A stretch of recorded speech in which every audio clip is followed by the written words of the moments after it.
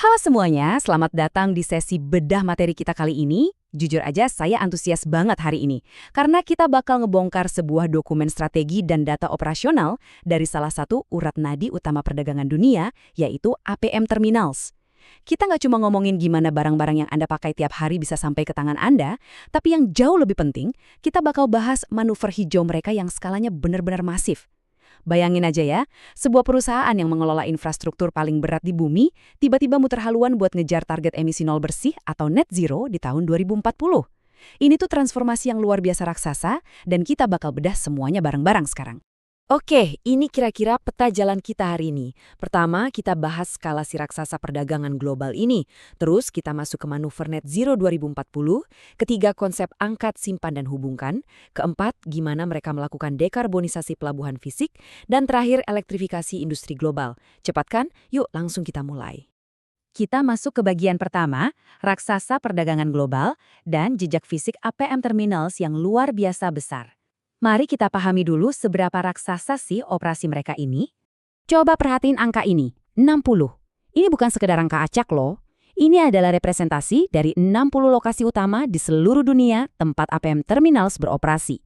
Dari pelabuhan-pelabuhan sibuk di Amerika Serikat, Eropa, sampai titik-titik krusial di Asia dan Afrika. Singkatnya, mereka ini tulang punggung infrastruktur yang menghubungkan pabrik-pabrik lokal dengan pasar global.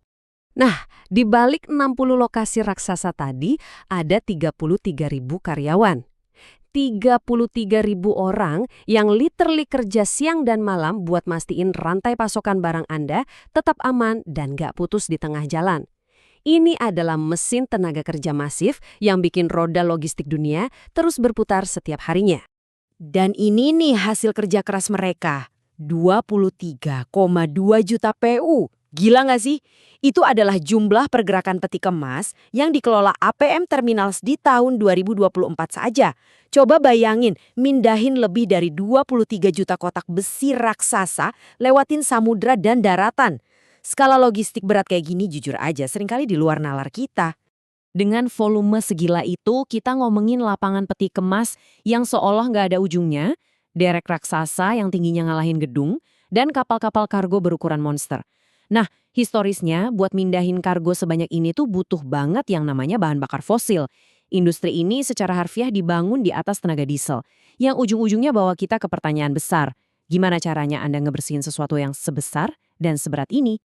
Lanjut ke bagian kedua, manuver net zero 2040. Disinilah momen titik baliknya, karena mereka mempercepat target iklim sampai 1 dekade penuh. Hal yang menurut saya paling menarik banget di sini adalah perbandingannya. Selama ini kan standar industrinya itu net zero di tahun 2050. Tapi APM Terminals malah ngegas narik target itu 1 dekade lebih awal, jadi 2040. Nggak cuma itu, mereka juga punya target antara yang super ambisius, ngurangin total emisi absolut sampai 70% di tahun 2030. Jadi ini bukan cuma janji manis jangka panjang yang bisa ditunda-tunda ya. Ini komitmen yang maksa mereka harus ambil tindakan nyata sekarang juga. Kita bisa lihat keseriusan mereka dari pernyataan Keith Svensson ini. Komitmen mereka tuh menyeluruh banget. Mereka nggak cuma merhatiin asap buangan dari truk atau alat berat mereka sendiri, yang biasa disebut emisi skop 1, tapi mereka juga ngurusin dari mana sih sumber listrik yang mereka beli, alias emisi skop 2. Ini pendekatan holistik yang benar-benar sadar bahwa ya percuma kan beralih ke listrik kalau listriknya aja masih dari pembangkit tenaga batu bara. Masuk ke bagian ketiga, angkat, simpan, dan hubungkan. Ini cara mereka menyederhanakan operasi pelabuhan yang ribet banget itu. Biar gampang dieksekusi, mereka ngebagi solusinya jadi 3 kategori rapi. Angkat, simpan, dan hubungkan. Angkat itu urusan kelautan. Gimana ngangkat peti kemas dari kapal dengan aman dan seefisien mungkin. Terus simpan itu semua yang terjadi di lapangan, mulai dari logistik, perbaikan, sampai mindahin kontainer ke kereta api. Nah, hubungkan itu fokus di gerbang pelabuhan. Pakai teknologi otomatis dan digital, biar truk-truk ini bisa keluar masuk dengan cepat, jadi nggak ada tuh cerita mesin nyala tapi truknya cuma diam antri ngebuang-buang bahan bakar. Kalau mau dekarbonisasi pelabuhan, ya ketiga area ini harus diubah barengan. Sekarang bagian keempat, dekarbonisasi pelabuhan fisik.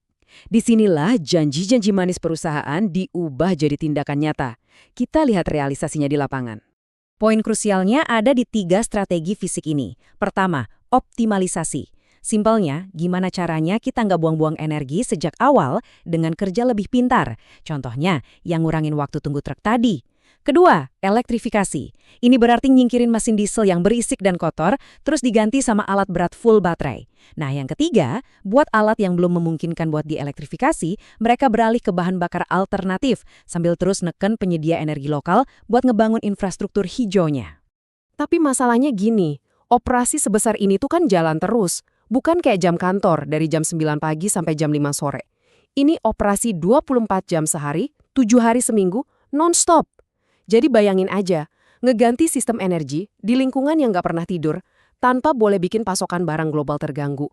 Itu tuh ibaratnya ngeganti mesin pesawat terbang, tapi pas pesawatnya lagi melayang di udara. Ekstrim banget kan? Tapi mereka ngebuktiin kalau ini bukan cuma omong kosong, ada timeline konkretnya. Tahun 2024 ini, di Mobile, Alabama, mereka lagi asyik nguji coba traktor terminal bertenaga listrik penuh. Terus, di 2025 nanti, proyek Rijeka Gateway di Kroasia bakal mulai jalan dengan 100% pasokan energi terbarukan. Dan puncaknya, di 2026, terminal baru di Suape, Brazil, bakal diluncurin dengan fasilitas full listrik sejak hari pertama. Jadi kemajuan ini benar-benar lagi kejadian saat kita ngobrol ini. Oh iya, ada satu contoh spesifik yang saya suka banget. Di terminal mereka di Barcelona, instalasi panel surya yang dipasang langsung di lokasi sekarang udah bisa nge-cover lebih dari 5% total kebutuhan energi terminal. Ini benar-benar nerapin prinsip, jangan cuma ngomong, tunjukin buktinya. Mereka manfaatin tiap jengkal ruang yang ada buat manen energi hijau. Keren sini. Dan kita sampai di bagian kelima, elektrifikasi industri global. Gimana mereka menciptakan efek domino jauh melampaui APM sendiri. Mereka sadar betul loh kalau jadi pahlawan hijau sendirian itu nggak bakal cukup buat ngubah keadaan. Jadi apa solusinya? Di tahun 2023, mereka ngebentuk ZEPA atau Zero Emission Port Alliance. Yang bikin geleng-geleng kepala, mereka justru ngajak kompetitor mereka sendiri buat gabung, kayak DPM World. Kenapa coba? Karena alat angkat peti kemas listrik itu sekarang harganya masih selangit dan barangnya susah dicari. Dengan nyatuin kekuatan seindustri, mereka bisa nekan pasar biar berubah lebih cepat. Kalau kita perhatiin cara kerja ZEPA, strateginya emang pintar banget. Daripada tiap pelabuhan mesin-mesin custom yang harganya bikin nangus, aliansi ini dorong produksi massal biar barangnya cepat jadi. Terus mereka neken biaya lewat standarisasi ukuran baterai dan colokan charger. Persis kayak yang lagi diusahain di pasar mobil listrik konsumen. Gak cuman itu, mereka juga patungan buat mecahin masalah infrastruktur mahal kayak daya darat buat kapal. Ini tuh taktik pasar yang jitu banget buat bikin alat-alat hijau ini makin murah. Nah, semua ini bawa kita ke satu pemikiran pamungkas. Mindahin jutaan kotak baja seberat puluhan ton lewatin benua itu bisa dibilang proses paling boros energi yang pernah diciptain manusia.